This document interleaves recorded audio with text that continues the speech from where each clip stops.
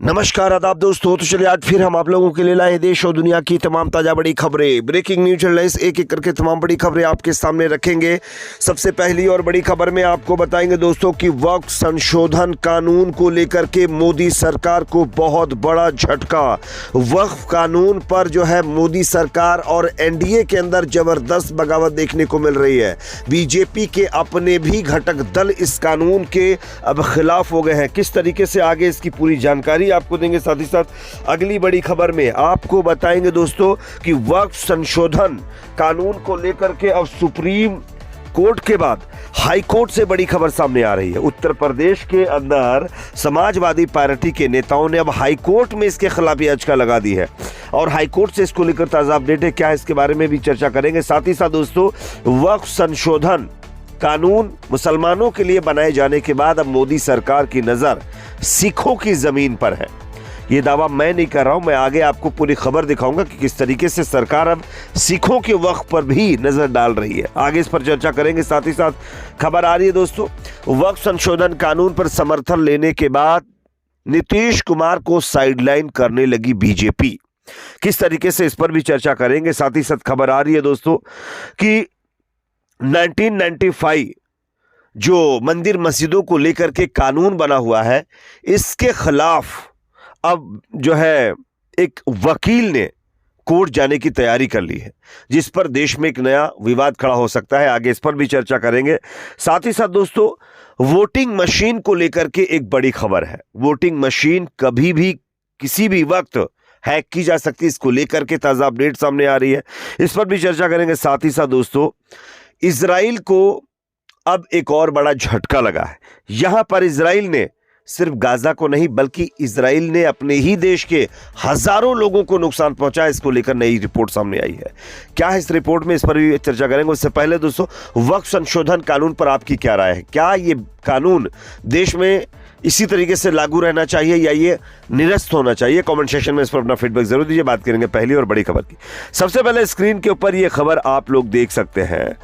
NDA के घटक दल नेशनल पीपल्स पार्टी इंडिया के नेता व मणिपुर के क्षेत्र गांव निर्वाचन क्षेत्र से विधायक शेख नूरुल हसन ने गुरुवार को सुप्रीम कोर्ट में वक्फ संशोधन अधिनियम 2025 की संवैधानिक वैधता को चुनौती दी है। इसके अलावा टीएमसी सांसद महुआ मोइत्रा ने भी शीर्ष अदालत में याचिका दाखिल कर इस कानून की संवैधानिक वैधता को चुनौती देते हुए इसे रद्द करने की मांग की है।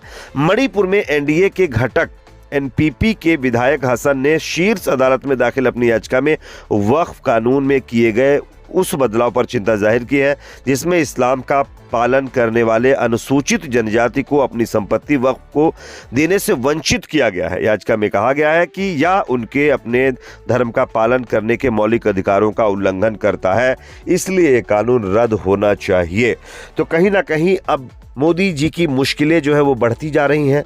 मोदी जी के अपने नेता उनके इस वक्फ कानून के खिलाफ कोर्ट जाने लगे। इससे पहले जेडीयू के अंदर के कई नेता जो है कोर्ट जा चुके हैं। उसके बाद अब एनपीपी पार्टी के भी नेता कोर्ट जो है पहुंच गए हैं और वो भी वक्फ कानून के खिलाफ। ये अपने आप में मोदी शाह के लिए एक बहुत बड़ा झटका है। एक और बड़ी खबर दोस्तों यहां पर सामने आ रही है और ये खबर वक्फ से जुड़ी हुई है।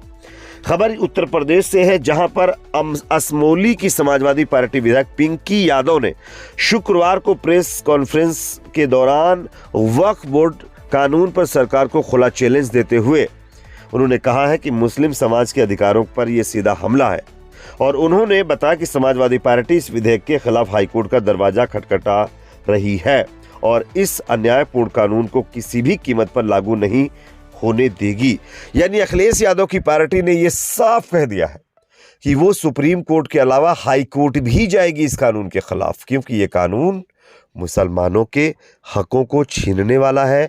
ये कानून मुसलमानों के अधिकारों पर सीधा हमला है, इसलिए ये कानून देश में नहीं लागू रहना चाहिए, क्योंकि इससे गरीबों के तमाम घरों को, स्कूलों को, अस्पतालों को, कब्रिस्तान को कहीं ना कहीं छीना जाएगा और वक्फ की संपत्ति पर जो भी चीज़ें बनी हुई हैं उस पर कहीं ना कहीं सरकार अपना कब्जा चाहती है, उसको छीनना चाहती है, इसलिए इस तरीके का कानून लेकर के आई है दोस्तों। तो ये अपने आप में दूसरी बड़ी खबर वक्फ को लेकर के है।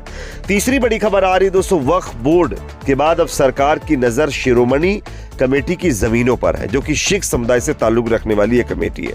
आप देखिए खबर, बताया जा रहा है कि भारतीय किसान यूनियन की मासिक बैठक अजमेर सिंह लखोवाल की अध्यक्षता में हुई, जिसमें किसानों से जुड़े मुद्दों पर चर्चा की गई और इसके साथ साथ वक्फ संशोधन कानून पर भी इस पर बातचीत हुई है।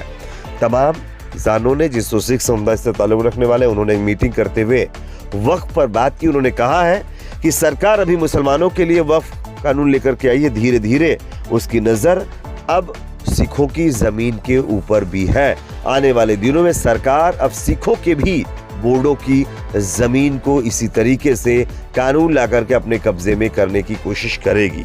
हालांकि इसको लेकर के मीडिया में कोई चर्चा तो नहीं की जा रही, लेकिन हाँ, सिख समुदाय में इसकी चर्चाएं जरूर शुरू हो चुकी हैं। एक और बड़ी खबर दोस्तों सामने आ रही है, वक्फ कानून पर समर्थन लेने के बाद नीतीश कुमार को भारतीय जनता पार्टी ने मारी लात। कैसा, आप देखिए स्क्रीन पर खबर। करीब 6 से 7 महीने के अंदर बिहार में विधानसभा चुनाव होना है। ऐसे में यहाँ का सियासी पारा काफी तेज होने लगा है।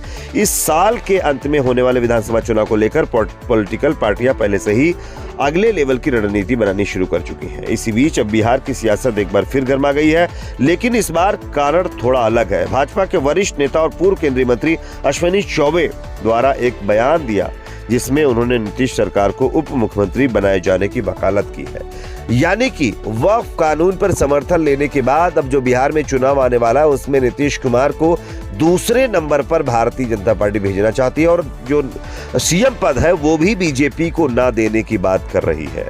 ये वही बीजेपी है जो कानून यानी वक्फ कानून से पहले, जब तक जेडीयू का समर्थन उसको नहीं मिला था, तब तक वो कह रही थी कि नीतीश कुमार ही उनके लिए सब कुछ है। लेकिन आज वही बीजेपी कह रही है कि नीतीश कुमार को उप मुख्यमंत्री पद दिया जाएगा, मुख्यमंत्री पद भारतीय जनता पार्टी अपने पास रखेगी। ये है जैसी करनी वैसी जो है भरनी वाला हाल नीतीश कुमार के साथ। एक और बड़ी खबर दोस्तों यहाँ पर सामने आ रही है। मध्य प्रदेश के छिंदवाड़ा जिले में शुक्रवार को मीडिया से बात करते हुए वकील विष्णु शंकर जैन ने कहा है कि वह अदालत में वक्फ एक्ट 1995 को चुनौती देंगे। जैन ने कहा कि वक्फ कानून में कुछ ऐसे प्रावधान अभी भी बचे हैं जो असंवैधानिक हैं। उन्होंने मोदी सरकार द्वारा लाए गए वक्फ संशोधन कानून की सराहना करते हुए कहा है कि यह एक बहुत अच्छा प्रभावी एक्ट है और इसके कई प्रावधानों का हम पूर्णतः समर्थन करते हैं और साथ ही साथ कई ऐसे भी प्रावधान है जिसमें और सुधार करने की जरूरत है। इस कानून को और सख्त बनाने की जरूरत है, इसलिए उन्होंने अब कोर्ट जाने की बात कही। यानी कि हम सीधे सीधे कहें तो मोदी सरकार के समर्थन में ये याचिका विष्णु शंकर जैन की तरफ से कोर्ट में लगाने की बात कही जा रही है। अब बात करते हैं दोस्तों वोटिंग मशीन की। वोटिंग मशीन के ऊपर हमारे देश में लगातार सवाल खड़े किए जा रहे हैं। लोगों का कहना है कि इसमें कहीं ना कहीं झोल किया जा सकता है, लेकिन सरकार मानने के लिए तैयार नहीं है, चुनाव आयोग मानने के लिए तैयार नहीं है। लेकिन इसी बीच एक और बड़ा खुलासा हुआ है। यूनाइटेड स्टेट इंटेलिजेंस प्रमुख ने यह कहा है कि वोटिंग मशीन टेम्पर की जा सकती है, इसके हैक होने के सबूत हैं। हालांकि ईएसआई ने कहा कि हमारी वाली तो नहीं होती है, लेकिन हाँ ये जरूर है कि दोस्तों ईवीएम मशीन, जो वोटिंग मशीन हम इसको कह सकते हैं, इसको कहीं ना कहीं कोई भी हैक कर सकता है। ये सीधे सीधे अमेरिका के इंटेलिजेंस के तमाम लोग कह रहे हैं। ये अपने आप में दिखाता है दोस्तों कि वोटिंग मशीन की आज वैल्यू क्या रह चुकी है। एक और बड़ी खबर दोस्तों सामने आ रही है। इजराइल और इजरायली सरकार सिर्फ गाजा पर जुल्म नहीं कर रही, बल्कि इजरायली लोगों के ऊपर भी जुल्म कर रही है। आप स्क्रीन पर खबर देखिए। नेतन्याहू ने अपनों को भी नहीं बख्शा, 1000 सैनिकों को दी बड़ी सजा। बताया जा रहा है कि नेतन्याहू ने 1000 से ज्यादा गाजा में चल रहे युद्ध को खत्म करने वाले जो इजरायली सैनिक हैं उनको किनारे कर दिया है, बर्खास्त कर दिया है। और ये 1000 सैनिक ऐसे हैं जो गाजा में जेनोसाइड के खिलाफ आवाज उठा रहे थे। तो नेतन्याहू और इजराइल की सरकार जो है वो सिर्फ फलस्तीनियों पर जुल्म नहीं करी, बल्कि अपने लोगों पर भी जुल्म करी है। ये अलग बात है कि इसकी चर्चा नहीं हो पा रही है। इस पर आपकी राय कमेंट सेक्शन में लिखिए। वीडियो पसंद आए तो लाइक करें, शेयर करें, चैनल पर नए तो सब्सक्राइब जरूर करें।